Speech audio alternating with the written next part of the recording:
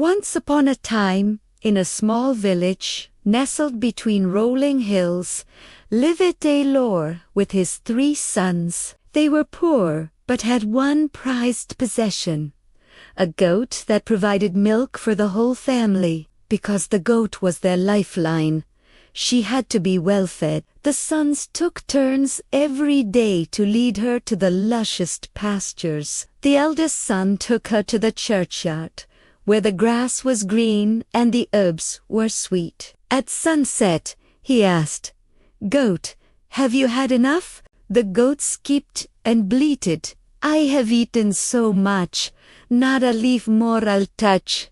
Meh, meh."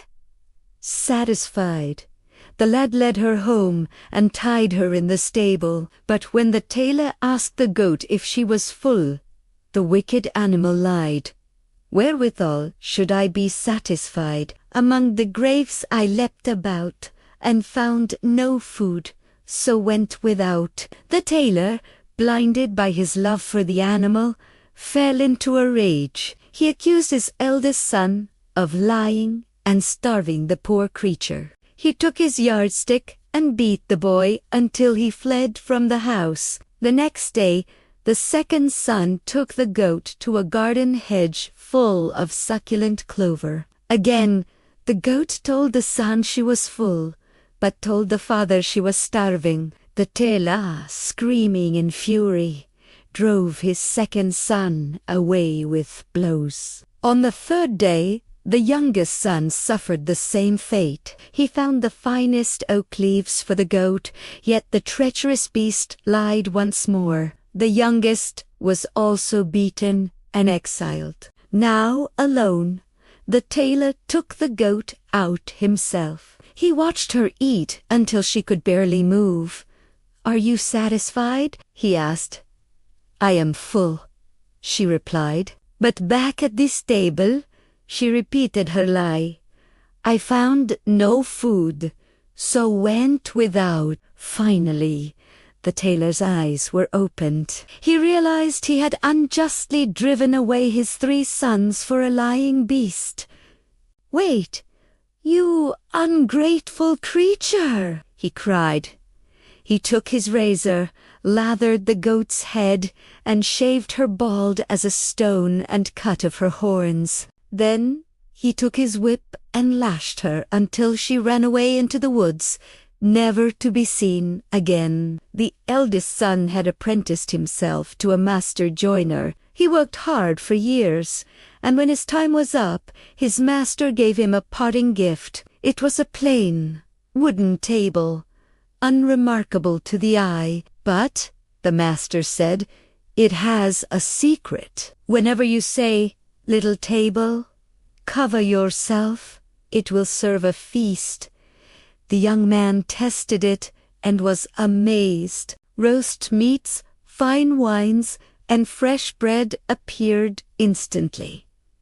He traveled happily, never needing an inn. Eventually, he decided to return home to reconcile with his father. On his journey, he stopped at a busy inn. Feeling generous, he invited the guests to a feast. He set down his table and commanded, "Little table, cover yourself." The guests were stunned as the finest food appeared from nowhere. Among them was the greedy innkeeper. That night, while the joiner slept, the innkeeper swapped the magic table for an identical-looking old one from his attic. The next morning, the son reached his father. That tailor was happy to see him, but skeptical of his masterpiece. When the son invited his relatives for a feast and commanded the table to cover itself, nothing happened. The table remained bare. The son was humiliated, and the relatives left mocking him. He returned to work, ashamed. The second son had become a miller's apprentice. At the end of his service, the miller gave him a sturdy donkey. "He won't pull a cart," the miller explained. "But if you place him on a cloth and say bricklebrit, gold will drop from his mouth." The son was delighted. He traveled the world with a full purse, wanting for nothing. He too decided to return home. Unfortunately, he stopped at the very same inn where his brother had been robbed. When it came time to pay, the son went to the stable with a tablecloth. The curious innkeeper followed him and peeked through a knothole. He saw the donkey rain gold pieces onto the cloth at the word bricklebrit. A money-maker like that is just what I need, thought the innkeeper. That night, he swapped the guldas for a common donkey. When the son reached home, he told his father, I have brought a gull. The tailor gathered the relatives, hoping for riches. But when the son shouted bricklebrit, the donkey did nothing but what common donkeys do. The son realized he had been cheated. The tailor sighed and went back to his needle. The third son had apprenticed as a wood turner, because his trade required the most skill. He served the longest. His brothers wrote to him about the thievish. When he finished his apprenticeship, his master gave him a sack. There is a cudgel inside, the master said. If someone harms you, say, Cudgel, out of the sack, and it will beat them until they beg for mercy. To stop it, say, Cudgel, into tesak. The youngest son arrived at the same inn. He spoke loudly of the wonders he had seen, but added, the magic table and guldas are nothing compared to the treasure I have in this sack. The innkeeper's greed was piqued.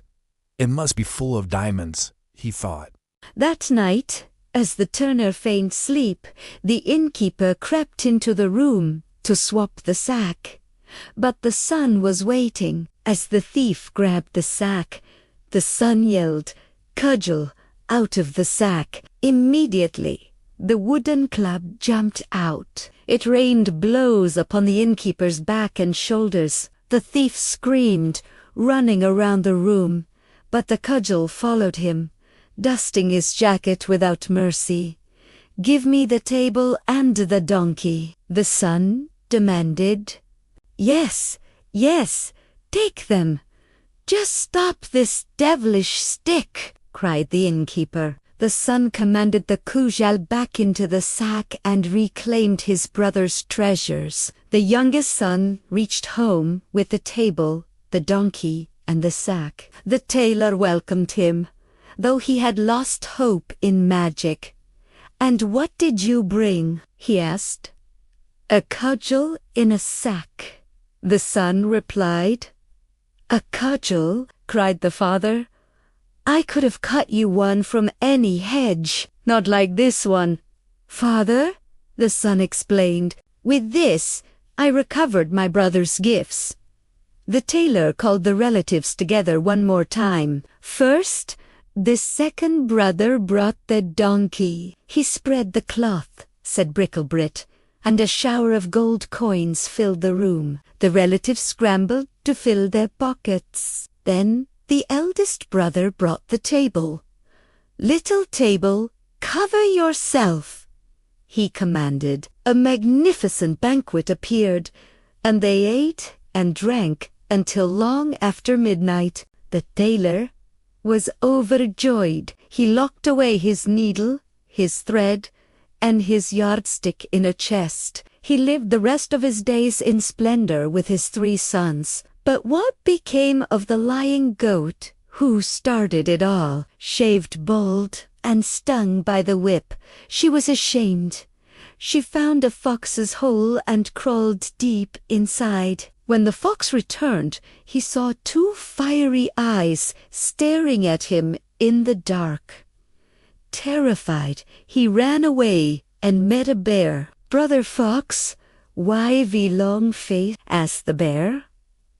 A fierce beast with glowing eyes has taken my home, say the fox. The bear went to investigate, but when he saw the eyes, he too fled in fear. Finally, they met a tiny bee. I may be small, said the bee, but I can help. The bee flew into the hole and landed right on the goat's smooth, bald head. She gave the goat a sting so sharp that the animal leaped up, screaming, "Meh," and bolted out of the cave like a madwoman. To this day, no one knows where she went, but she never dared to deceive an honest tailor again. If you like this video, please subscribe and like it so we can make more videos like this.